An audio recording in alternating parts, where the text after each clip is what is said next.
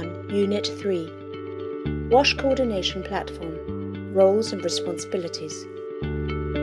This unit will help us to understand the role of the WASH Coordination Platform at global and national level, understand the role of the coordinator of the WASH Coordination Platform, understand the roles and responsibility of different partners.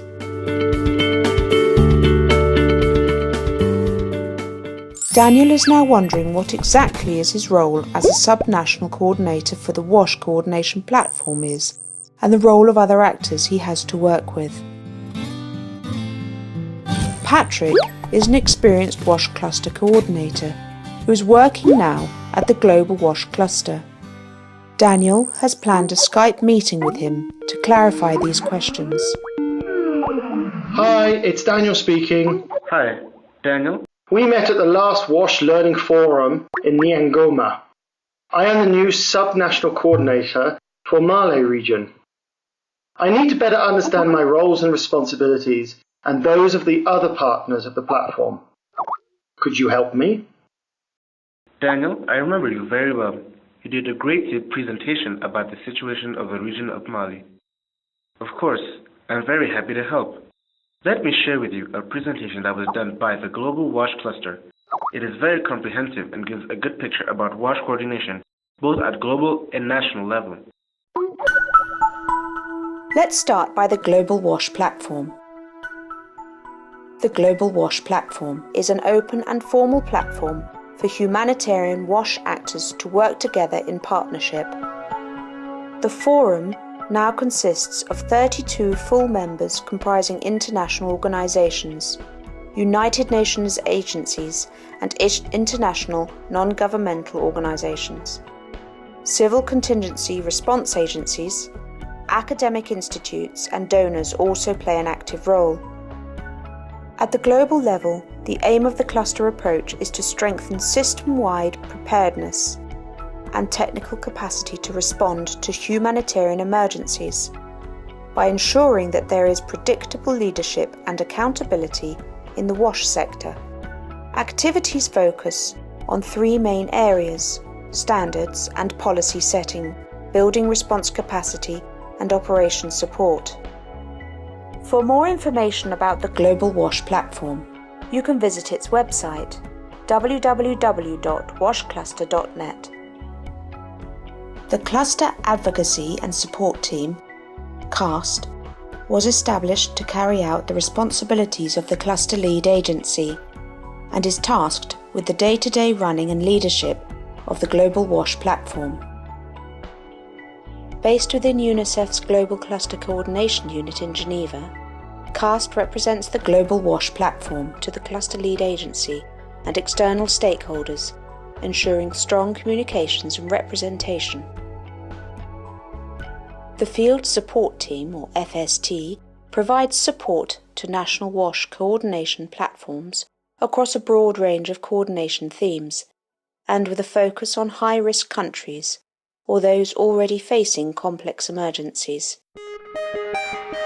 The FST members provide direct support through in-country missions to provide specific tailored support or to cover essential functions during the initial stages of an emergency response, including capacity building initiatives.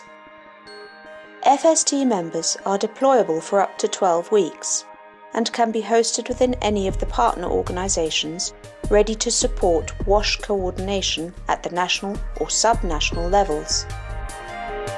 At country level, it is expected that the WASH Coordination Platform is responsible for the following actions: coordination and advocacy, emergency preparedness, WASH sector capacity development for humanitarian response, information management and standards, WASH sector best practice and learning. UNICEF was nominated as the lead agency (LA) for the Global WASH Cluster on the basis of its global network of operations, partners, resources, and its recognised role in the field of emergency, water and sanitation interventions. However, If UNICEF capacity in-country is weak, another organisation may be given delegated authority by UNICEF as the Global WASH lead agency to take on the role as CLA at country level. Similarly, if UNICEF is the lead agency at country level but have limited capacity in some affected parts of the country, they may delegate authority for cluster coordination to other agencies at subnational level. This will need to be formally acknowledged through a letter of understanding. UNICEF will ultimately remain accountable to the humanitarian coordinator for the effectiveness of the overall WASH cluster. The cluster structures can take different forms depending on the scale, phasing, and anticipated duration of the emergency. Other factors to consider include government, UN and NGO response capacity, and the presence and effectiveness of existing coordination mechanisms. Whatever the structure adopted, it must be flexible enough to suit all stages of the emergency response. For example, expanding during intensive relief activities and scaling back as the cluster merges or phases out. Some examples are: in the Eastern and Southern Africa region, we have two types of coordination platforms. 1. Existing government coordination leads the WASH coordination platform. This coordination is undertaken when there exists a government coordination mechanism with the WASH lead agency providing support.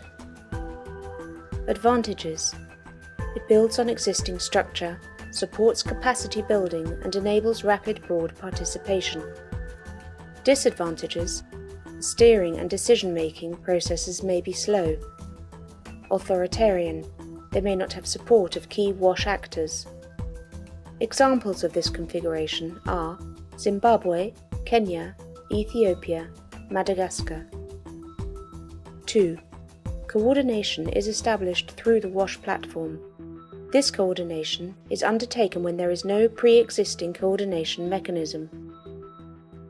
The WASH coordination platform is established and led or co-led by national government, depending on their capacity and willingness to be involved.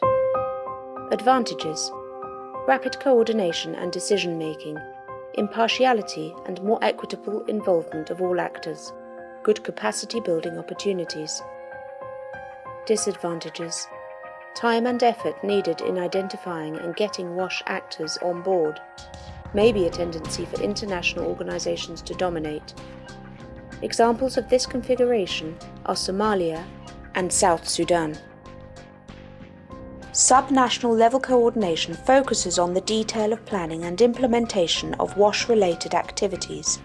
For example, who is doing what and where. It is also at this level that early recovery, emergency preparedness, and capacity building measures can practically be achieved. An effective coordination platform structure at subnational level will help facilitate effective information exchange, monitoring of the emergency situation, progress of all the WASH response, and adherence to agreed standards. Depending on the nature, scale, and duration and phasing of the emergency, there may be a requirement for dedicated field coordination staff. Alternatively, government or WASH coordination platform agency representatives may act in the capacity of sub-national level coordinators or focal points. It is, however, very country-specific. Should you wish to see documents related in the resource folder of Unit 4, you will find two different examples of national and sub-national coordination arrangement. Somalia. The coordination is established through the WASH cluster and is supported by 3 regional coordinators for each region of Somalia. The regional coordinators are supported by district focal points. Zimbabwe. The government is leading the coordination with the support of the WASH CLA. As described above, there are different WASH coordination platforms depending on each country's arrangements. Nevertheless, in all the cases, the main WASH platform functions are the following. Supporting service delivery. Provide a platform to ensure that service delivery is driven by the agreed strategic priorities and develop mechanisms to eliminate duplication of service delivery. Strategic decision making. Strategic decisions will be made based on a needs assessment, analysis and gap identification done by the WASH platform, including cross-cutting issues. Planning and strategy development. This is also a key function of the WASH platform, to make sure that sectoral plans are developed and support realisation of the HC or HCT strategic priorities.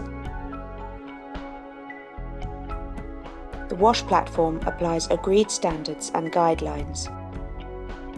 It also includes clarifying funding requirements, prioritisation and cluster contributions for the HC's overall humanitarian funding considerations, for example Flash Appeal, CAP, SURF, Emergency Response Fund, Common Humanitarian Fund.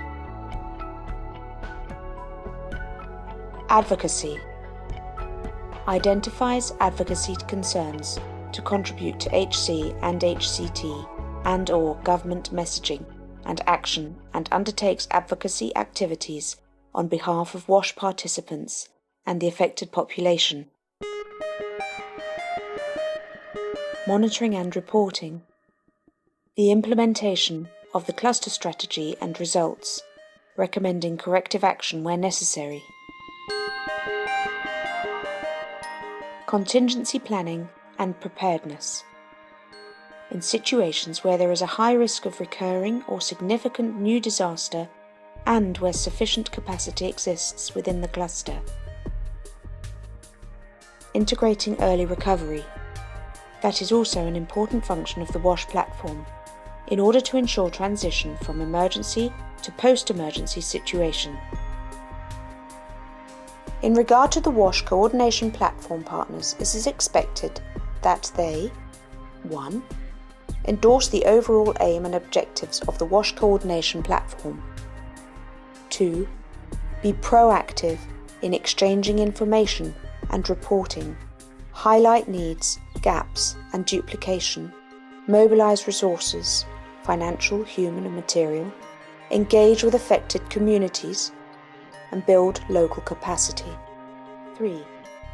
Share responsibility for WASH platform activities, including assessing needs, developing plans, and developing policies and guidelines through working groups. 4.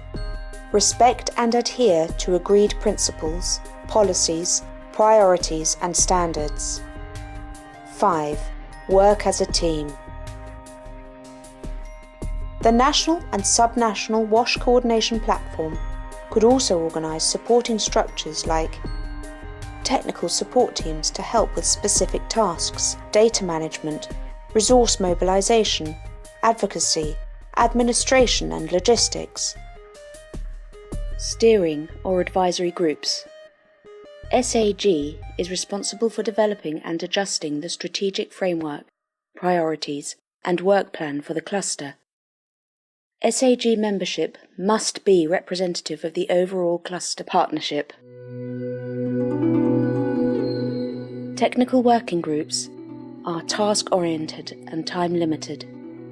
They are created as needed, for example, to agree minimum standards and formulate appropriate technical practices, or to find solutions to local issues and advise the SAG accordingly.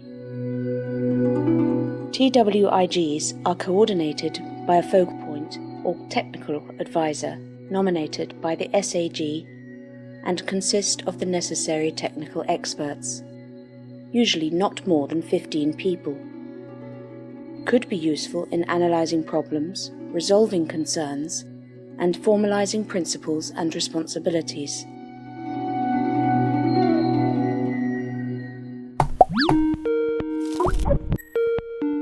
That is excellent.